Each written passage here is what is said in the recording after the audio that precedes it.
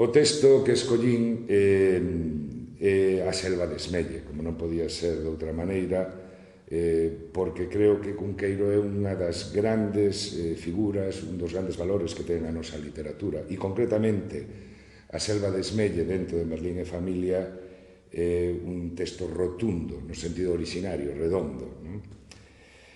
Quizá ves millor que decila fora pintala, a selva de Esmelle que cae a man dereita vindo para este reino pola banda de León. El, o camiño que eu levei deica ao campo dos trogos, adéntrase rubindo volta a volta pola fraga de Irís, que é tan mesta. O camiño vai un pouco a rentes do río, e cando gana o chan, onde chaman paradas, métese por entre os lamagueiros hasta onde dicen Pontigo, que é unha ponte baixa de madeira, na que moi gostoso é de ouvir o trote corto dos cabalos dos viaxeiros que van e ven camiño de Belvís. Os muiños do Pontigo son agora dúas moreas de pedra moura na que a edra encalla e medra, pero eu lembrome aínda de cando moían o trigo baleco e o centeo das chairas. E había mazaeiros ao longo das presas.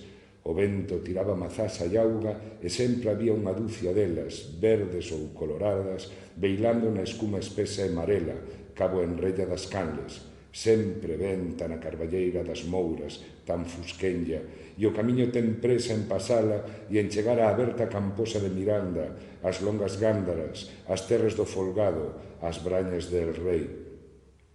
Desde Miranda vese Esmelle todo arredor, o castelo de Belvís, a fraga da Serpe, a lagoa dos cabalos, e de día, a seu carón, o fume das ferreirías de Vilar.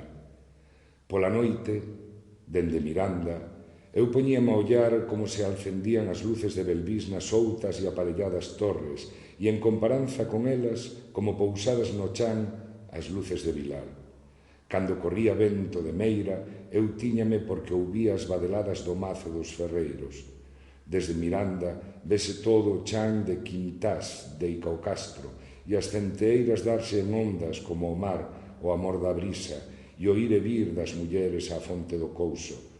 Sempre me lembrarei da cerca da eira, de Loureiro Román, tan paxareiro, na que tantas niñadas velei, e da figueira Ramona tan viciosa ao pé da casa, onde o palleiro grande, Miranda, era a pousada de Don Merlín.